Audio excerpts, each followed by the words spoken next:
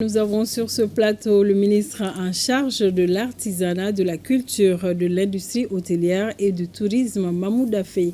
Encore une fois, bienvenue, monsieur le ministre. Merci. Dites-nous d'abord, quelles ont été les grandes conclusions de la 12e conférence des ministres de l'Organisation pour le développement et la promotion de l'artisanat africain qui s'est tenue ici à Bamako? Merci de l'invitation. Tout d'abord, je voudrais exprimer la reconnaissance du peuple du Mali pour avoir eu à organiser cette 12e conférence et saluer les experts et les États membres qui étaient là. Il y avait 16 pays qui étaient représentés à travers des experts. Il y avait 13 au niveau ministériel. Donc, ça a été une grande rencontre. Et donc, à la fin des travaux du huis clos des ministres, nous avons eu à prendre beaucoup de décisions, notamment par rapport au fonctionnement normal de l'institution, parce que c'est toujours des mandats de 1 an, normalement. Dans les instances, nous avons validé la base juridique de l'organisation ici, avec les règlements intérieurs. Nous avons pris beaucoup de décisions d'ordre technique. La plus grande décision, ça a été la désignation par mes pairs du président de la transition, le général Darima Assimi Goïta, qui a été désigné comme champion de l'artisanat africain, et eu égard à son engagement exemplaire dans la sous-région. Et vous venez de voir toutes les descriptions des actions depuis 2025 jusqu'à aujourd'hui, donc sous la houlette et le leadership de son Excellence, le président du Mali, le général Darima Assimi Goïta. Donc ce fut un grand moment, une reconnaissance pour notre pays. La deuxième chose a été d'élire le Mali comme président en exercice de l'ODEPA, non seulement pendant 2 ans, à la différence des autres mandatures. Et le premier vice-président a été le Maroc, et le deuxième a été Madagascar, et le troisième a été le Niger. Et en plus, nous avons choisi aussi des directions techniques régionales, parce que les 4 régions ont des directions qui travaillent pour la promotion. Et nous avons beaucoup travaillé sur les questions de professionnalisation, sur les questions de fundraising, comment est-ce qu'on peut soutenir l'artisanat africain. Mais pour revenir à l'information principale, c'est qu'aujourd'hui, nous pensons que c'est une récompense et c'est un honneur. Le Mali assumera cette présidence avec humilité, mais avec responsabilité. C'est le lieu de saluer le général d'armée Assimi Goïta pour avoir accepté cette désignation comme champion qui indique clairement les avancées du Mali en termes d'artisanat. Je rappelle que l'ODEPA, l'Organisation pour le développement de l'artisanat africain, c'est 28 pays membres statutaires. Donc ça fait qu'aujourd'hui, ce n'est pas rien. C'est quand 28 pays, 28 marchés se mettent ensemble.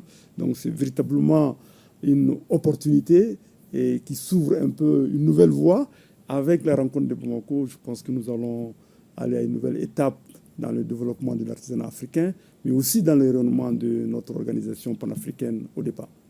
Oui, monsieur le ministre, vous l'avez dit, le président de la transition a été désigné champion de l'artisanat africain.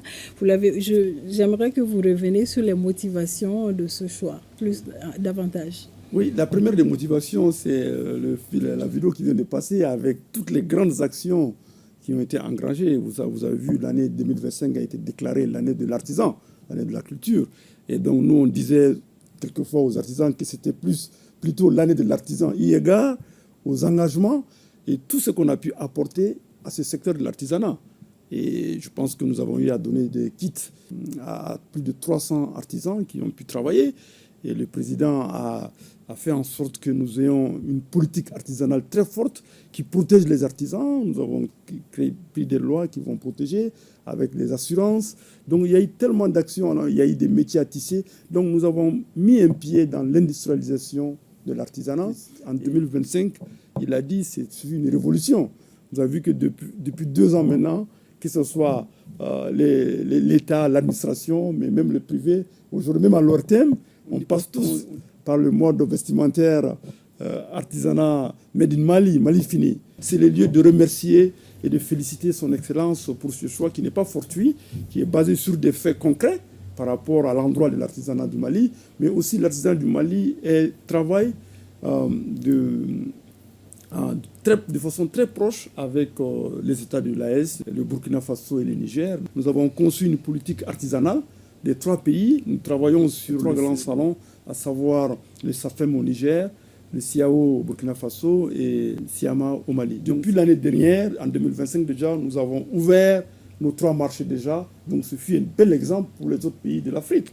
Et donc nous allons continuer à mutualiser les marchés, à mutualiser les formations, les productions et faire en sorte que nous travaillons sur la labellisation et les questions de qualité. C'est vraiment une reconnaissance, mais aussi qui va booster notre artisanat parce que ça va consacrer le Mali comme une véritable capitale de l'artisanat africain en concert avec les 28 pays parce que nous allons avoir un marché commun de l'artisanat.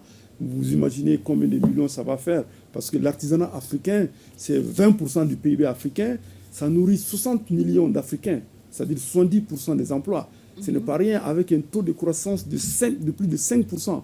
Ça veut dire que ce secteur est déjà dans notre économie de tous les jours. Ce n'est pas une économie de proximité, c'est une véritable économie.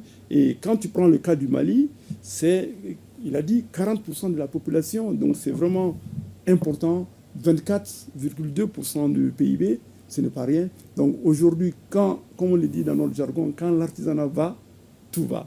Quels sont les grands axes de la mandature ? La mandature, nous avons décidé de travailler sur 5 axes. Le premier axe, nous allons accorder une place importante à l'artisanat dans les politiques publiques, en lien avec le mandat du champion. Mais la deuxième chose, nous allons travailler sur des questions d'accès au marché et au financement. Je parlais tantôt des 28 marchés mis en commun. C'est énorme. On va aussi travailler pour mettre en place des mécanismes innovants de financement pour permettre aux artisans africains d'accéder à des fonds pour bien faire. Et la troisième chose, c'est la professionnalisation. Et c'est extrêmement important aujourd'hui que nos artisans soient outillés, qu'ils apprennent un peu les défis nouveaux du monde de l'emploi. Et c'est là, aujourd'hui, vous savez, le digital, le numérique, et surtout, on est dans l'intelligence artificielle. Nous allons travailler sur un programme continental de développement des compétences, mais nous allons tout de suite lancer les termes de référence pour une stratégie de développement de l'artisanat africain. Et toutes choses qui vont être conduites et soutenues par le champion africain. Et ça va donner une aura extraordinaire à notre pays, mais surtout en termes de diplomatie culturelle et d'ouverture de notre pays.